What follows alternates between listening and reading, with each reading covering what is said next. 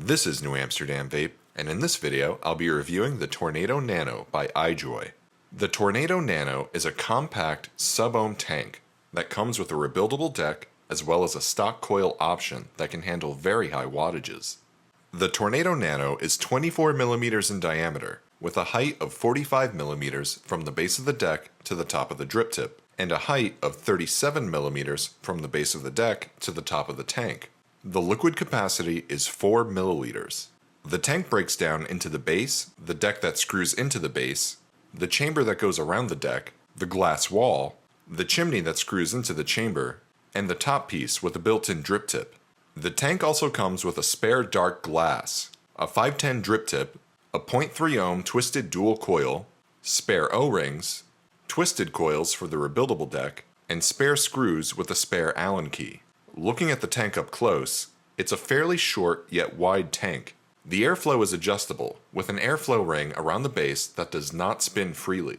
You can open the airflow all the way, close it down, or find something you like in between. The top piece covers two large liquid filling slots. These two slots are large enough for any glass dropper or plastic bottle, and you'll have no problem filling the tank with liquid. This drip tip is attached to the top piece and actually holds a 510 drip tip that comes with the tank. I personally don't like the included drip tip and prefer to use the tip that's on the top piece. Looking at the base of the deck, the pin on the 510 connection is not adjustable. When you take the base off, you can see the pin inside, which slides out with ease.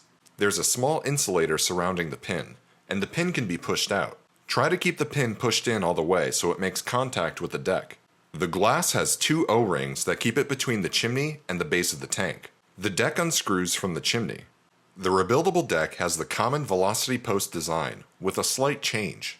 The top post holes have the screws coming out of the top of the post, and not the sides. It's a small change that doesn't make building on the post any more difficult or easier.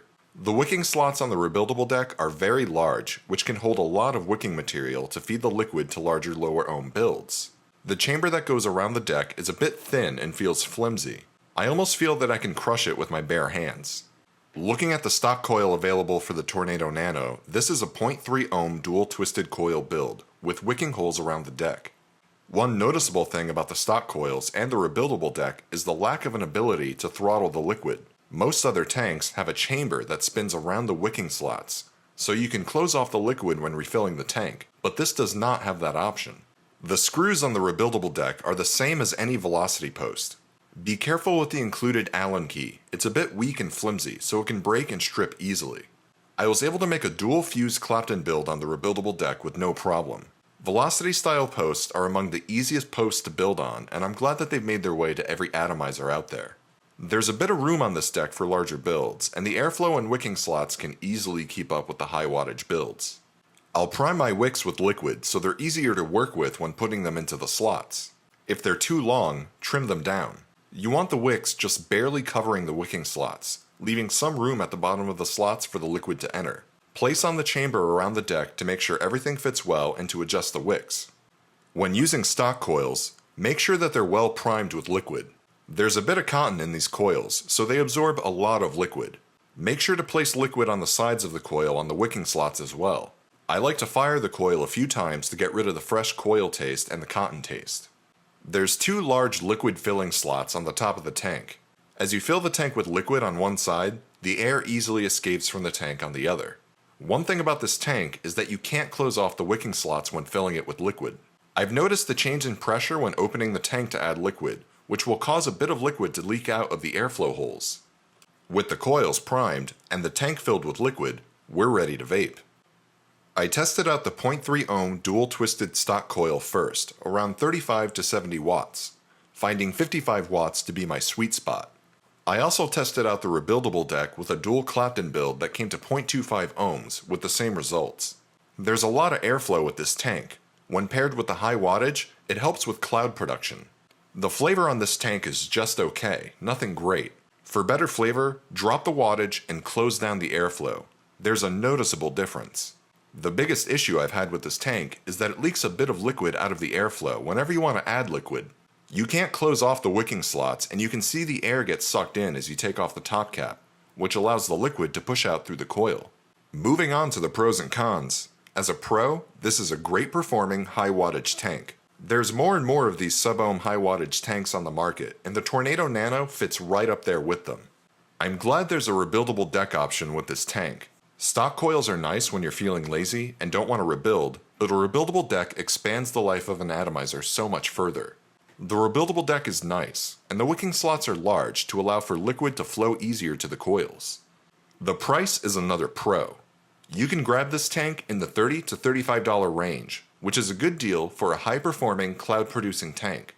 Remember, you can get 15% off at heavengifts.com when you use the coupon code ANEWAMSTERDAM. Moving on to the cons, my biggest con is that the tank does leak with the stock coils. I didn't have the same problem with the rebuildable deck since the airflow holes are above the wicking slots, but the airflow hole on the stock coils are below the wicking slots. When you open the tank to add liquid, there's a pressure change that allows liquid to drip out of the coil into the airflow holes. Be prepared for some leaking when using the stock coils. The tank gets very hot when chain vaping at high wattages. Using just the drip tip on the top of the tank, it'll get very hot and it can burn your lips if you chain vape too much at a high wattage. The included drip tip does add some distance from the tank to your mouth, but I really just don't like the included drip tip. The edges around the tank are very sharp. I got a few slices on my fingers when unscrewing the tank. The chamber can get stuck on the rebuildable deck, and trying to pull it apart can slice open your fingers, so do be careful. Overall, the iJoy Tornado Nano is a great performing high wattage sub-ohm tank that's great for any cloud chaser looking for a tank with stock coil options. The leaking with the stock coils is a big turnoff, but you won't have the same problem with a proper build on the rebuildable deck. This is New Amsterdam Vape, and if you found this video helpful, please like, comment, and subscribe.